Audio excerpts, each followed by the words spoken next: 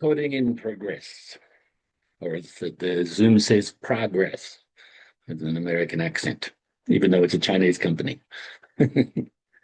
Okay, so we can do the chanting straight away before we get back into the commentary on my article, Meditation and its Benefits, Getting to Know Your Mind.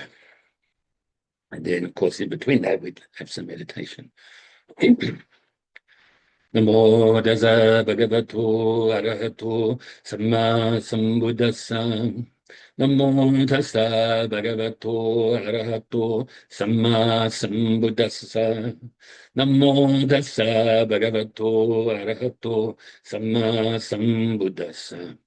Buddham saranam gacchami, dhammam saranam gacchami, sangham saranam gacchami, tudayambi buddham saranam gacchami, tudayambi dhammam saranam gacchami, tudayambi sangham saranam gacchami, tudayambi buddham saranam gacchami, tudayambi dhammam saranam gacchami, Tadayambi Sangam Saranam Gacchami. Namo Buddhaya, Namo Dharmaya, Namo Sangaya. Namo Buddhaya, Namo Dharmaya, Namo Sangaya. Namo Buddhaya, Namo Dharmaya, Namo Sangaya. I take refuge until I am enlightened in the Buddha, the Dharma, and the Sangha. Through the positive potential I create by practicing the 6 paramitas, may I soon attain enlightenment in order to benefit all sentient beings. I take refuge until I am enlightened in the Buddha, the Dharma, and the Sangha. Through the positive potential I create by practicing the 6 paramitas, may I soon attain enlightenment in order to benefit all sentient beings. I take refuge until I am enlightened in the Buddha, the Dharma, and the Sangha. Through the positive potential I create by practicing the 6 paramitas, may I soon attain enlightenment in order to benefit all sentient beings. May all sentient beings have happiness and its causes. May they be free from suffering and its causes. May they never be parted from the happiness beyond suffering. May they abide in equanimity, free of bias, attachment to the near, and aversion from the far. I shall cause this great compassionate Buddha, please inspire me to be able to do so.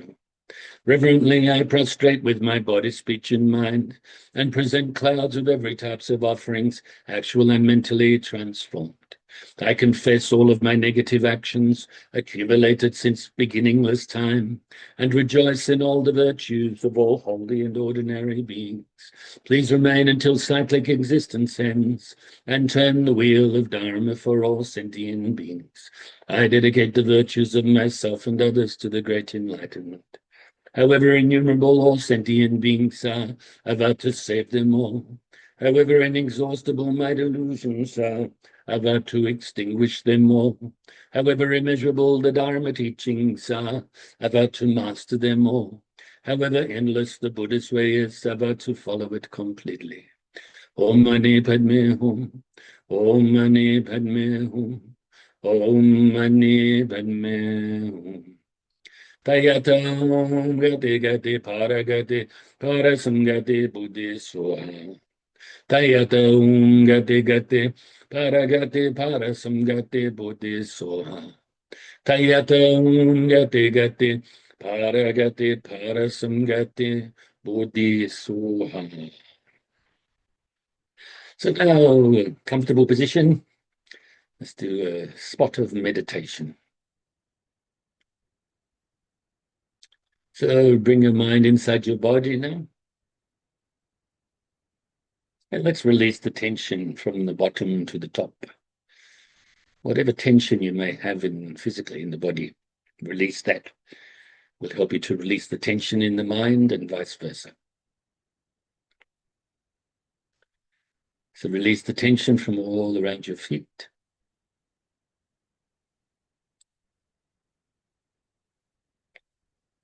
And your lower legs and knees.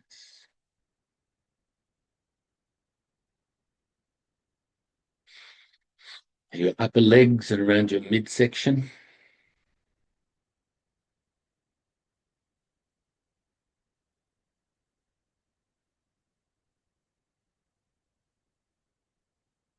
from your midsection through to the center of your back and the front around the same area too.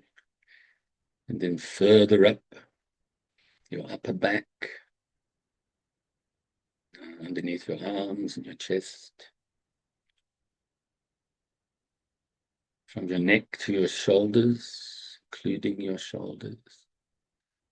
And then down your arms gradually to the tips of your fingers.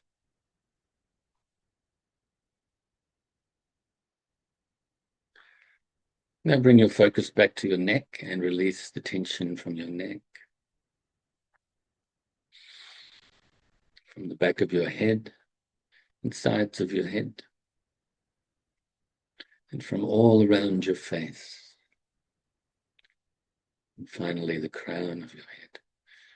And now briefly scan your body again, just to see if there's any leftover tension. And if there is, release it.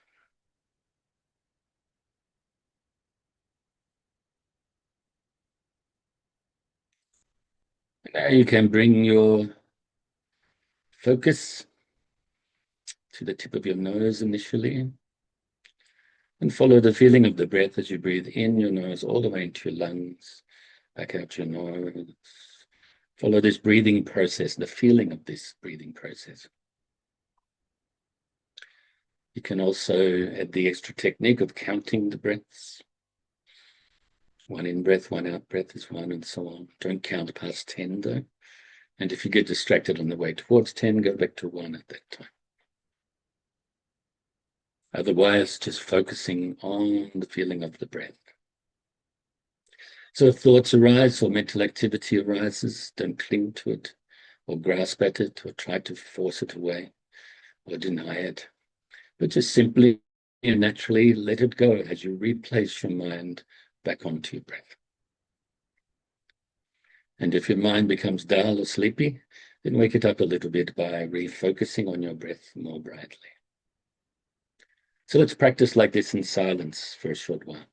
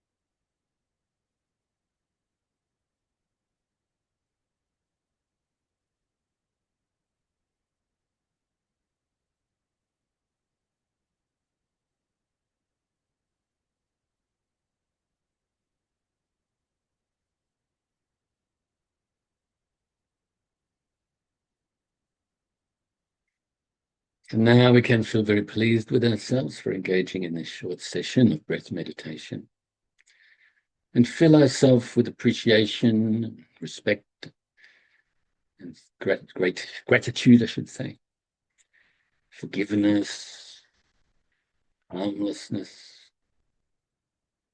a universal loving kindness, in other words, Mahametta, the great universal loving kindness. Fill your whole being with the white light.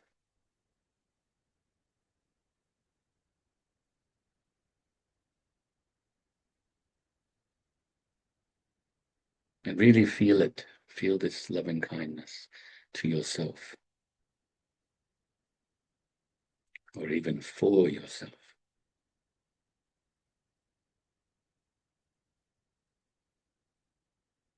Feel yourself with so much loving kindness that it now overflows and radiates outwards, initially to your loved ones. So the white light leaves your heart center and enters into the heart centers of your loved ones that you visualize in front of you, and fills their whole being with the white light or universal loving kindness too. You can have the wish that they are happy and have the causes of happiness,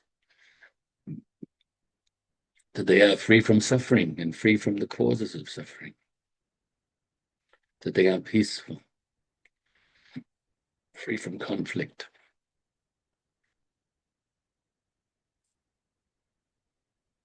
Now radiate this loving kindness out also to strangers, and do likewise with the visualization as well as the wishes.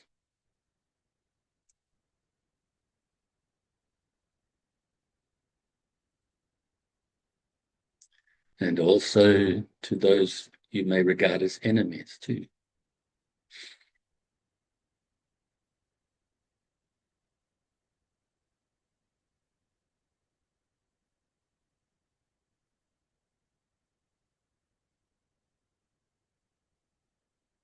Beyond just human beings, to all sentient beings. Now radiate this loving kindness, utilizing the white light, leaving your heart center and enter into the heart centers of all sentient beings.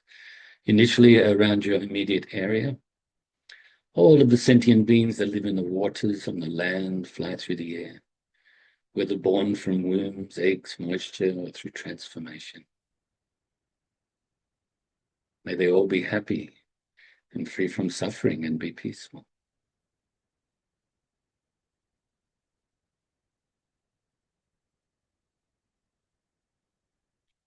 And now increase distance-wise your radiation of this universal loving kindness, white light from your heart center going all the way throughout your whole state or county to all sentient beings. And other states and counties throughout your whole country.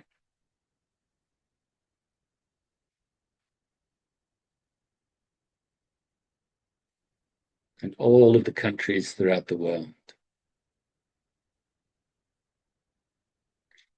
Throughout all of the water, the bodies of water, including the oceans and so on, and down to the core of the earth, into the outermost atmosphere.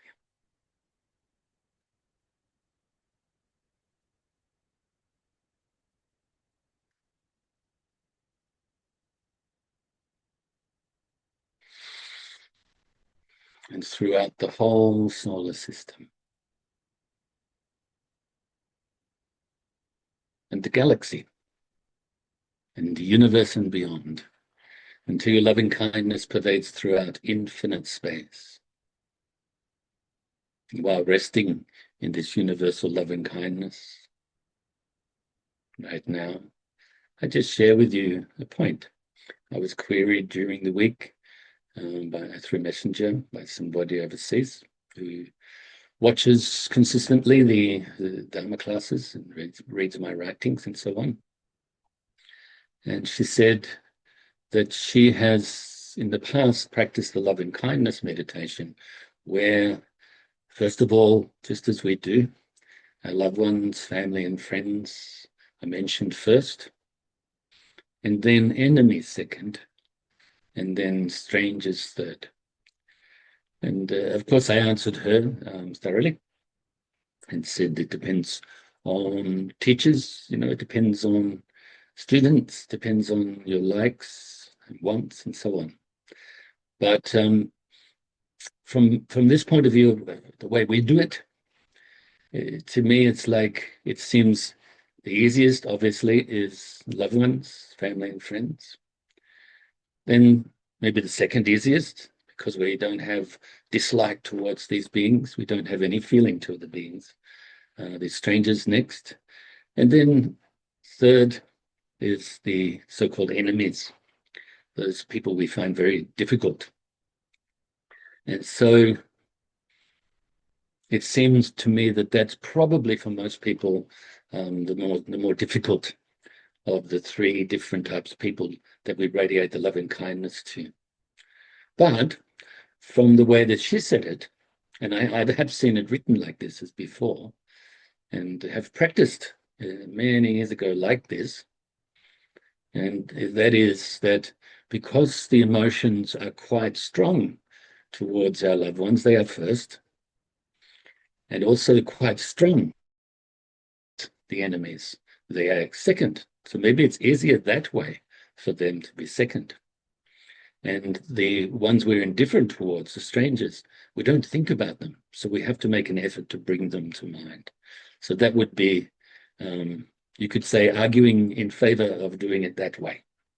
So I just thought I'd share that with you. Think about that. This is a teaching too. This is not just saying, the communication or sharing the communication I had with this person. But you think about that, the way the mind works. We have strong emotions for and against, so for our loved ones and so on, against the enemies. So they are easy to bring them to mind in that sense. More difficult to bring to mind the strangers because we don't care about them, don't think about them. But the way we do it, easy to think about loved ones. Then we have to bring to mind, have to think about a little bit, bring to mind strangers. And then more difficult to extend the love and kindness to the enemies. So that's the reason why. Okay, that's what I explained to her. Hopefully you get something from that explanation as well. So now let's do the dedication prayer. Due to this merit, may I soon attain the enlightened state of the Buddha, so that I may be able to liberate all sentient beings from the suffering. May the precious bodhicitta, not yet born, arise and grow. May that born have no decline, but increase forevermore. And may the precious view of shunyata, not yet born, arise and grow. May that born have no decline, but increase forevermore. So, we'll continue the commentary now on this article, Meditation and its Benefits, Getting to Know Your Mind. I won't bother reading, as I've done the last few weeks, what we've already covered, because if we continue to do that, we'll never get through everything very quickly at all. Okay, because as we go along the article, it gets longer, doesn't it? So we've covered four paragraphs already. Today we'll actually cover three. I've grouped them into kind of subject matter in a sense. Okay. Yeah, so like that. I'll read it to you, these three paragraphs, and then we can dissect each one. We kind of alluded to it last week as well, the practice of morality. But this not only talks about the practice of morality, but other aspects as well. But morality being the foundation. The Buddha Dharma clearly teaches morality and a path to peace. Buddhist meditation is grounded in morality and leads to the realization of genuine wisdom and compassion. But if we live contrary to these teachings, then genuine peace based on true wisdom and compassion can never be individually or collectively realized. To calm our mind, first we must live morally and therefore be free of regret and guilt. a mind free of regret and guilt is more conducive to and ripe for the practice of meditation, which enables us to develop genuine insight into the nature of our mind and the nature of reality. When our mind is calm and clear, we will be less confused, worried, and anxious, and therefore able to perceive things more clearly and able to make better choices on what to do and what not to do in our lives. We will be able to deal much more clearly and efficiently with life's changes and difficulties. Okay, so it should be pretty obvious that if we're moral, then we don't have anything to feel bad about. If you are immoral and engaged in negative actions, first of all, of mind, and also then body and speech, then it should be obvious that the mind will be very disturbed. Obviously, mind first, our thoughts, our attitudes, and so on. Then what they give rise to, which is actions of body and of speech. If we engage in negatives, the mind will be very clouded with these negatives and the results of these negatives. But if we are moral, then we won't be clouding our mind with these negativities. Our mind will be very calm, peaceful. You could say bright, but not yet bright. We rely upon meditation for that concentration, and therefore then leading on to insight or to wisdom. So the Buddha Dharma clearly teaches morality and a path to peace. It's very obvious as well, I think. That's the Buddha Dharma, very profound, very difficult sometimes to read or receive teachings, hear the teachings, and then to contemplate them. Because our mind is already clouded. Not because the teachings are not crystal clear, you could say, but actually it's because of our own mental afflictions that are clouding our view of the teachings and where they point to. But the Buddha Dharma clearly teaches, what does it say here? Teaches morality and a path to peace. Foundation of the path is morality. Then, of course, the other two higher trainings, as mentioned, the training in meditation or mental development, if you like, and the training in wisdom. Of course, all of these have elements of compassion and loving kindness and so on, okay? But put simply, three higher trainings, higher training in morality, higher training in meditation, higher training in wisdom. Morality, to abstain from unwholesome actions of body, speech, and mind, to engage in good actions of body, speech, and mind, and to bring benefit to others. By the way, this helps take your mind off yourself, whether that's yourself, your problems to do with yourself, or whether that's the root of the problems, which is the belief in itself and this self-centeredness that arises from that, This helps us to decrease that actually by being moral and bringing benefit to others. And then, of course, when we do this, the mind is feeling nice, ready for the meditation, or I should say ripe, as the article says, ripe for meditation. The meditation will be not so much of a burden, even in difficult times. Actually, even if we have to really work hard sometimes in the meditation, for whatever reason, maybe busy lifetime, busy day, difficulties during the day, things like that. Actually, we see the benefit in the practice and we will take joy in the practice. It becomes easy to practice, even if it's difficult. I know that sounds like an oxymoron, but as we do this and develop more and more consistency in making the effort and maintaining the enthusiasm and joy to practice meditation, the mind becomes more and more clear. Like the example I gave last week of the glass. You have a glass of water, there's sediments in the water, so it's a little bit murky to see, can't really see through it clearly, fully. It's like our mind with the mental afflictions in play. Still the mind, calm the mind, clear the mind. And it's like the sediments in the water going to the bottom of the glass, and the water becomes very clear. Then we're able to perceive the nature of reality, perceive things as they really are, including our mind, or especially our mind, and then realize the supreme wisdom. And this is like we have totally uprooted and got rid of all of the sediments in the water. So now the water is totally pure, and even there's no mixing. But let's say, just for the sake of this example, let's say you mix you know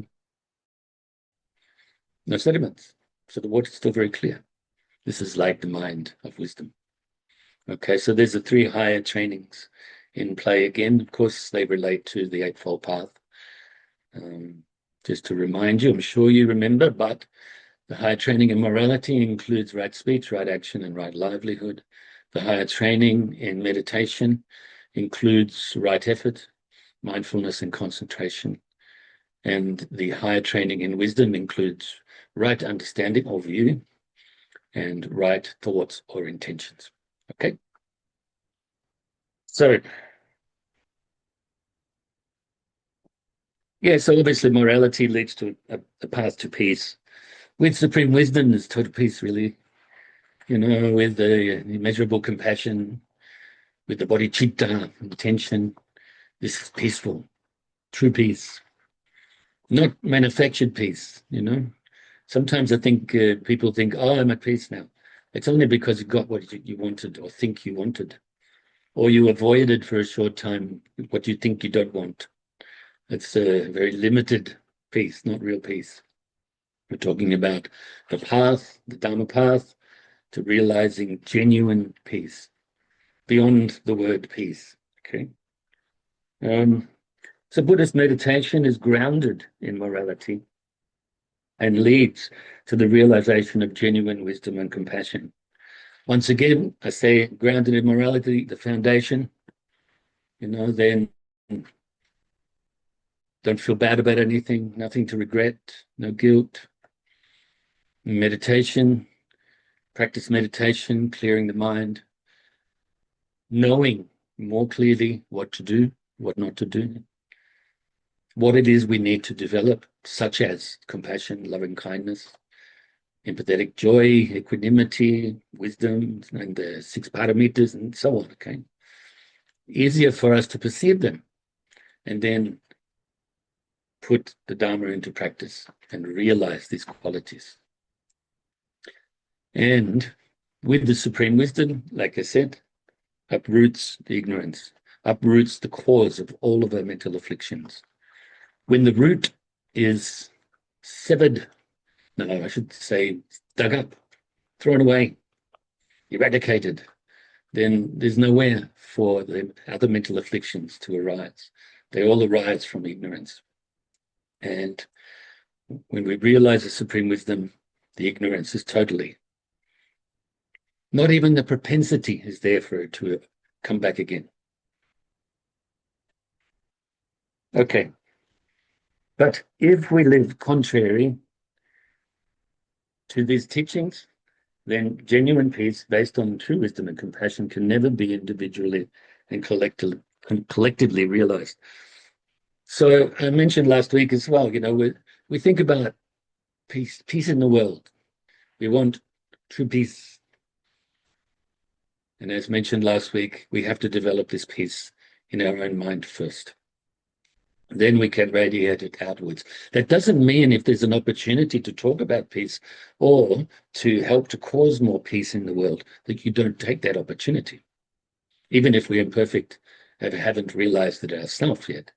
But we have to be realistic and think, okay, I'm not perfect yet, but I'll do my best to share what it is that I know, maybe give some suggestions to others on what to do and what not to do, so that they can create more peace for themselves and around them. And like I said, initially yourself, then your family, loved ones, maybe even some enemies, like we do in love and kindness meditation. then strangers, and all living beings eventually. So loving kindness meditation is very important to help to develop the mind that is conducive as well to realizing the supreme wisdom. Okay, just a little footnote as well. All right, we don't live like this. If we don't put the Dharma into practice, how can we realize the results? It's impossible, isn't it? We are in a relative reality, we're living with cause and effect, with conditionality, We need to cause the good stuff right now. Eventually, of course, we unveil our supreme enlightenment that is already there. But right now, we need to practice Dharma to clean the mind. If we don't do that, then the mental afflictions will continue to reinforce themselves. And as it probably feels a lot of the time now, especially for probably most of the people on this planet, that they think that is their personality, that is their character. All of the faults mixed in with some good qualities, that's just me. I can't change. But as Dharma practitioners, even if we are very imperfect, we at least realize, yes, we can change for the better. Yes, we can decrease the mental afflictions. And yes, we can increase the good qualities. Okay, so I'll repeat that. The Buddha Dharma clearly teaches morality and a path to peace. Buddhist meditation is grounded in morality and leads to the realization of genuine wisdom and compassion. But if we live contrary to these teachings, then genuine peace based on true wisdom and compassion can never be individually or collectively realized. The next paragraph, how am I doing for time? Next paragraph says, to calm our mind, first we must live morally and therefore be free from regret and guilt. A mind free from regret and guilt is more conducive to and right for the practice of meditation, which enables us to develop genuine insight into the nature of our mind and the nature of reality. So I've already covered that. Next paragraph is, when our mind is calm and clear, we will be less confused, worried, and anxious. That should be pretty obvious again, isn't it? A lot of these things are obvious. It's just that we have the habit of doing the opposite a lot of the time, or not engaging fully into the practice of the Dharma, and also realizing these points, or bringing to mind, I should say, these points. So when our mind is calm and clear, we will be less confused, worried, and anxious. Why? What's one of the reasons for that? Because when the mind is calm and clear, we are more likely living in the present moment. So we will be less confused, and mind will be less turbulent, less worried, because we're not dwelling on the past all the time. We're living in the present. And less anxious, because we're not always concerned about the future, because we're living in the present. When we live in the past, we're worried, give rise to worry. When we think in the future, living in the future, we're giving rise to anxiety. But when we're living in the present, peace. Like in Australia, we say, no worries, mate. Okay. And so, and therefore able to perceive things more clearly. So we perceive all of the things around us, perceive things in our mind, perceive our faults that we need to diminish, decrease and eventually eradicate, perceive our good qualities that we can increase, and so on. Okay. So we see things more clearly and able to make better choices on what to do and what not to do in our lives. So if the mind is clear and calm, of course, we're not going to cause ourselves suffering, because we know what it is. We know what suffering is, because we have studied the Four Noble Truths, haven't we? We know the first noble truth. Maybe we haven't penetrated it deeply yet, but we know that suffering comes from a cause. So we're not going to engage in the things that cause our suffering or suffering for others. When the mind is calm and clear, then we will, more likely it is that we will engage in good actions that will cause happiness. What to do, because we want happiness, of course. At very least, we want freedom from suffering.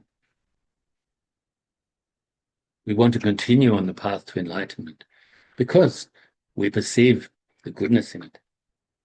It is a path to peace. We will be able to deal much more clearly and efficiently with life's changes and difficulties.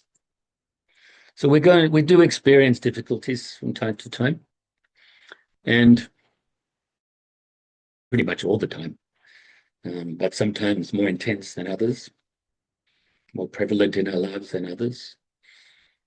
We're able, if a mind is calm and clear, we're able to deal with these difficulties, whether there's a solution for them. Long-term solution, of course, there is. Practice Dharma, you realize that. And but short-term solution even, maybe it can alleviate the suffering a little bit, alleviate, I should say. And also realize that all living beings go through difficulties, realize the reason why we have difficulties could be because we caused them. So let's not cause them now again. Let's not continue. And also realize that all of samsara is impermanent. Everything within samsara, including our minds, are impermanent, of the nature of being unsatisfactory, have no self. Realize the wisdom of no self. Nirvana, enlightenment, is beyond all of this conditioned existence. So I rejoice in your goodness as per usual, and I really happy that you take part live, and also for the people that watch the video later. And even if it's small numbers, I'm very happy to teach and to share whatever little knowledge I have of the Dharma. Okay, so I will see you next week, and look after your mind, look after your body. Practice and share the Dharma to the best of your ability.